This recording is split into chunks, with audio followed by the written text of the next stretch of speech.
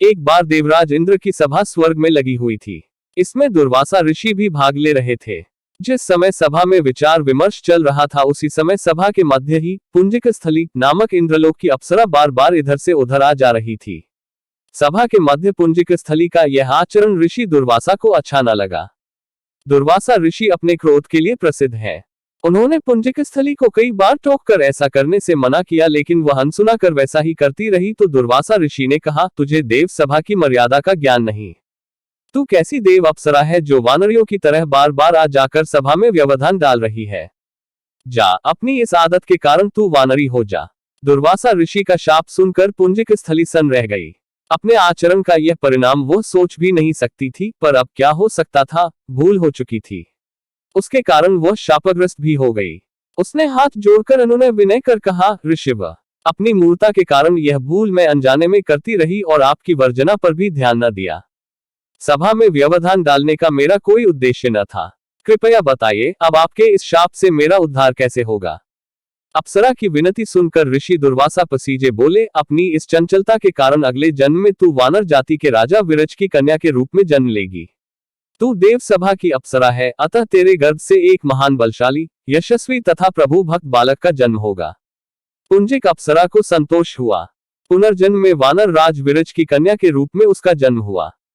उसका नाम अंजना रखा गया। विवाह योग्य होने पर इसका विवाह वानर राज केसरी से हुआ। अंजना केसरी के साथ सुखपूर्वक प्रभास तीर्थ में रहने लगी। इस क्षेत्र में बहुत शांति थी तथा बहुत से ऋषि आश्रम बनाकर यज्ञादि करते रहते थे। एक बार ऐसा हुआ कि वन में विचरने वाला शंखबल नामक जंगली हाथी प्रमत्त हो उठा तथा वन में उत्पात मचाने लगा। उसने कई आश्रमों को रौंद डाला, यज्ञ वेदियां नष्ट कर दी। उसके भय से भागते हुए अनेक तपस्वी बालक आहत हो गए। कई आश्रम उजड़ गए। कई ऋषि भय के कारण आश्रम छोड़कर चले गए। केसरी को जब शंखबल नामक हाथी के इस उत्पात का पता लगा तो वह आश्रम तथा आश्रम वासियों की रक्षा के लिए तत्काल वहां आए और शंखबल को बड़ी कुशलता से घेरकर उसके दोनों दांतों को पकड़कर उखाड़ दिया।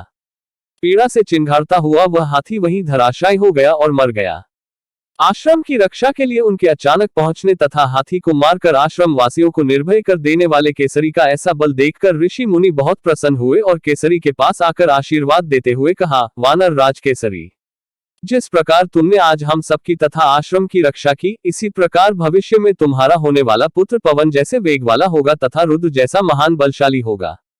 तुम्हारे बल तेज के साथ साथ उसमें पवन तथा रुद्र का तेज भी व्याप्त रहेगा। केसरी ने कहा, ऋषिव्रो, मैंने तो बिना किसी कामना के प्रमत्त हाथी को, जो किसी प्रकार वश में नहीं आ रहा था, मारकर आपकी इस यज्ञ भूमि को निर्भय किया है। आपका दिया यह स्वत आशीर्वाद मुझे शिरोधार्य है। केसरी ऋषियों को प्रणाम कर चले गए।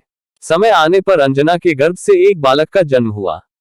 उसमें अपने बाल्यकाल से ही ऋषियों द्वारा दिए आशीर्वाद का तेज झलकने लगा। आश्रमों में वह पवन वेग की तरह जहां तहां पहुंच जाता। आश्रमों में विघ्न डालने वाले वन्य जीवों तथा दुष्ट व्यक्तियों को अपने अपार बल से खदेड़ देता।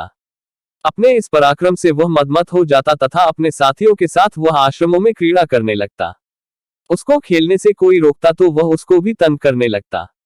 बालक तो था ही, उसके बाल कौतुक से जब ऋषियों को असुविधा होने लगी तथा उनके पूजा पाठ और यज्ञ में व्यवधान आने लगा तो उन्होंने उसके स्वभाव में शांति लेने के लिए आशीर्वाद जैसा शाप दिया कि तुम अपने बल को हमेशा भूले रहोगे। जब कोई तुम्हें आवश्यक होने पर तुम्हारे बल की याद दिलाएगा तब फिर तुम में अपार बल जागृत हो जाएगा। इससे वह बालक शांत स्वभाव का हो गया। केसरी नंदन यह बालक आगे चलकर हनुमान नाम से प्रसिद्ध हुआ।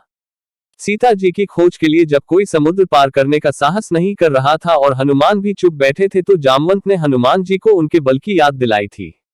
तब उन्होंने समुद्र पार कर सीता की खोज की।